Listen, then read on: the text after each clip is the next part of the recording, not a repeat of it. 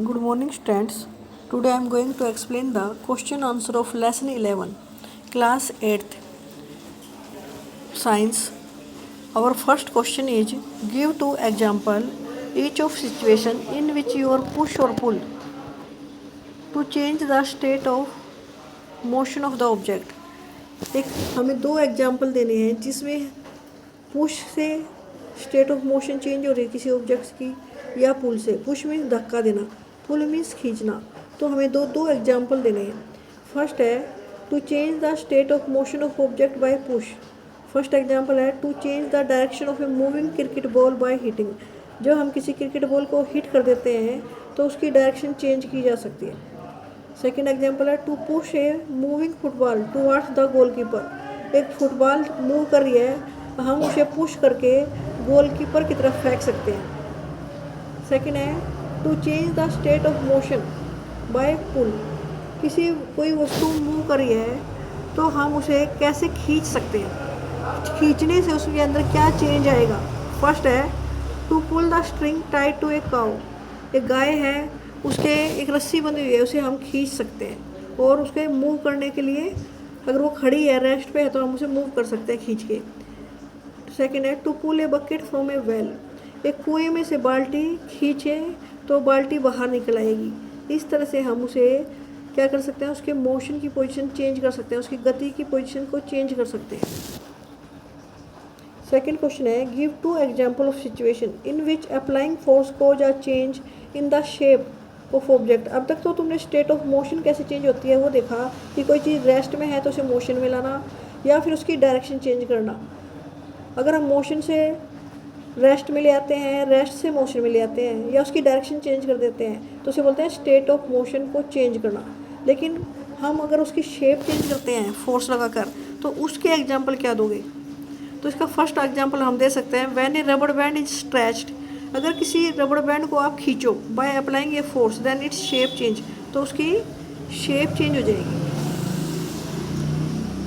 Second है when a lump of dough on a plate is pressed.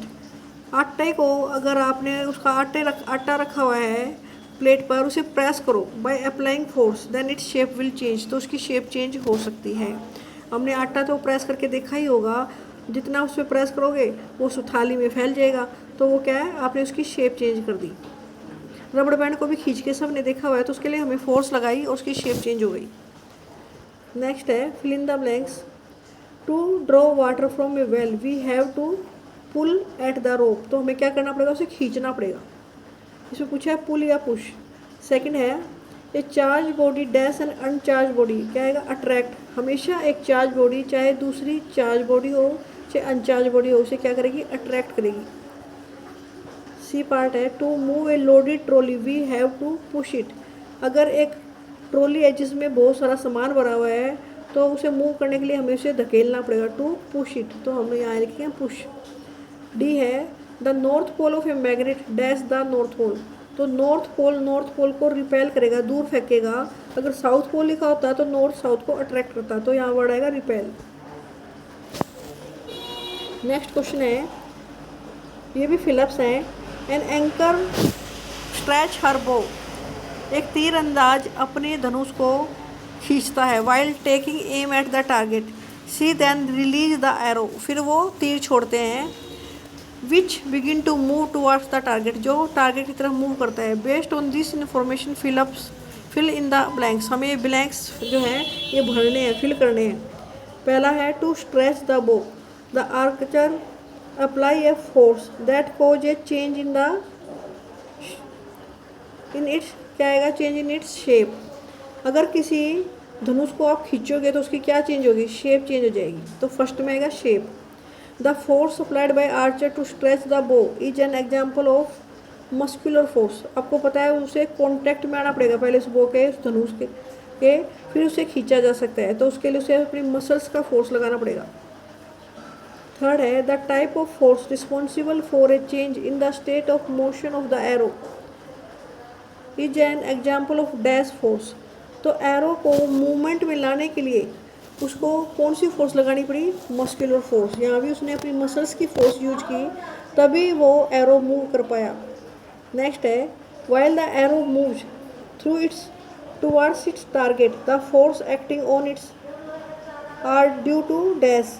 तो जो arrow है उस पर कौन कौन सी फोर्स लगी?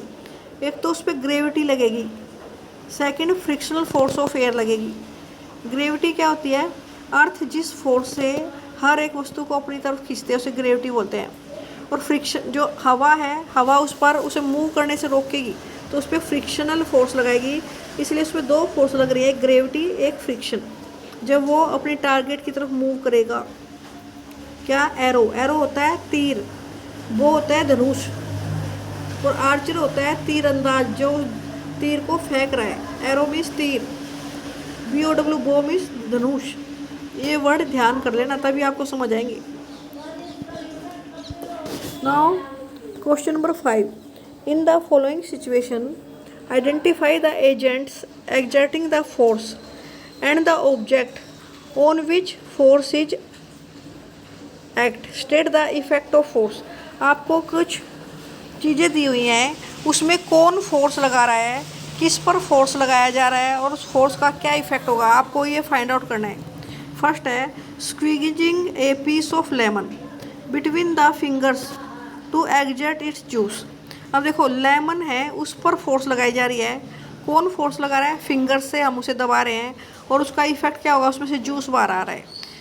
तो एजेंट एक्सर्टिंग द फोर्स, कौन सा एजेंट फोर्स एक्सर्ट कर रहा है? फिंगर। किस ऑब्जेक्ट पर फोर्स लगाई जा रही है? लेमन पे। तो हमें इसमें हम एक टेबल बना लेंगे, टेबल बनाकर आंसर लिखेंगे कि ऐसा एजेंट जिस पर एजेंट एक्सर्टिंग द फोर्स, कौन फोर्स लगा रहा है? फिंगर। किस ऑब्जेक्ट कौन सा है जिस पर फोर्स लगाई जा रही है? वो लेमन है। नेक्स्ट इसका इफेक्ट क्या हुआ? इफेक्ट क्या होगा? रिलीज ऑफ जूस, उसमें से जूस बाहर निकल आएगा। एक्सट्रैक्शन ऑफ जूस या रिलीज ऑफ जूस। नेक्स्ट है सेकंड क्वेश्चन है इसका B part, taking out paste from a toothpaste. आपको टूथपेस्ट में से टूथपेस्ट की ट्यूब लेकर उसमें से पेस्ट बाहर निकालनी है। उसके लिए भी फोर्स कौन लगाएगा? फिंगर्स। किस पर फोर्स लगाई जा रही है? टूथपेस्ट पर। और उसमें से बाहर क्या आएगा? Paste comes out. उसका इफेक्ट उस फोर्स का क्या होगा? Paste comes out. तो आपको ये तीन चीज़ें लिखनी है। सी पार्ट है a load suspend from a spring while its another end is on a hook fixed to a wall. एक हैंगर लटक रहा है, एक स्प्रिंग लटका हुआ है वॉल से, उसके ऊपर आपने क्या लगा दिया? लोड लटका दिया। तो कौन किस पे फोर्स लगा रहा है? Agent exerting the force. वो बताओ जो फोर्स लगा रहा है, लोड जो उस पर लटकाया हुआ है वो फोर्स लगाएगा नीचे की तरफ। और किस पर फोर्स लगाया जा रहा है? स्प्रिंग पर, जो दीवार के साथ लटकाया हुआ है उस स्प्रिंग पे फोर्स लगा। उसका इफेक्ट क्या होगा? The length of spring will increase. जो स्प्रिंग है उसकी लेंथ इंक्रीज हो जाएगी, उसकी साइज चेंज हो जाएगा। The size of the spring will change. Next D है an athlete making a high jump to clear the bar at a certain height. एक एथलीट है वो हाई जंप कर रहा है। क्यों कर रहा है? उसे एक बीच में अड़चन डाली हुई है, बार रखा हुआ है जिसकी हाइट ज़्यादा है, उसे क्लियर करना है, उसके ऊपर से जंप लगाना है। तो एजेंट एक्सर्टिंग द फोर्स, इसमें फोर्स कौन लगाएगा? The muscular force of legs. जो वो एथलीट भाग रहा है उसकी जो टांगे हैं उसमें से वहाँ से आपकी मस्कुलर फोर्स एक्ट करेगी। The muscles of legs will apply the force. किस पर है फोर्स लगा रही है? Body of the athlete. Athlete की बॉडी पर फोर्स लगा रही है मसल्स लेग की। और उसका इफेक्ट क्या होगा? हाई जंप, जिससे वो जंप लगा पाए। उसका इफेक्ट हुआ वो जंप मार पाएगा जब उसकी मसल्स काम करेंगी पैरों की। नेक्स्ट क्वेश्चन है question number 6, a blacksmith hammer a hot piece of iron. Blacksmith होता है लोहार। वो एक हॉट पीस ऑफ आयरन जो गर्म है उस पर हैमरिंग कर रहा है, थोड़ा चला रहा है। वाइल मेकिंग ए टूल, क्योंकि उससे उसे औजार बनाने हैं। How does the force due to hammering affect the piece of iron. जब वो उस पर हैमरिंग कर रहा है, अटैक कर रहा है बार बार, तो उस आयरन के पीस का क्या हो सकता है? फर्स्ट दो इफेक्ट हो सकते हैं। It increase the size of piece of iron. उससे जो आयरन का टुकड़ा है वो थोड़ा लंबा हो जाए, फोर्स लगाने से उसकी लेंथ बढ़ सकती है। Second, to change the shape of piece of iron. तो आयरन का जो पीस है उसकी शेप चेंज हो जाएगी इंक्रीज, कोई भी चीज़ इंक्रीज हो जाए तो अभी तो उसको बोलेंगे उसकी शेप चेंज हो गई। तो शेप चेंज करना यही होता है, इंक्रीज या डिक्रीज। अगर किसी की शेप को हम छोटा पतला मोटा कर दें तो उसकी शेप चेंज माना जाता है। तो जो ये ब्लैक स्मिथ है वो हैमर पर जब अटैक कर रहा है तो उस आयरन की एक पर्टिकुलर साइज को इंक्रीज या डिक्रीज करता है, उसकी शेप बदल देता है ताकि उसे औजार बनाया जा सके, टूल्स बनाए जा सके। स्टूडेंट्स, आज मैंने आपको क्वेश्चन नंबर 1 to 6 एक्सप्लेन किए हैं। इसे आप अच्छी तरह रीड कर लेना और अपनी नोटबुक में राइट डाउन कर लेना।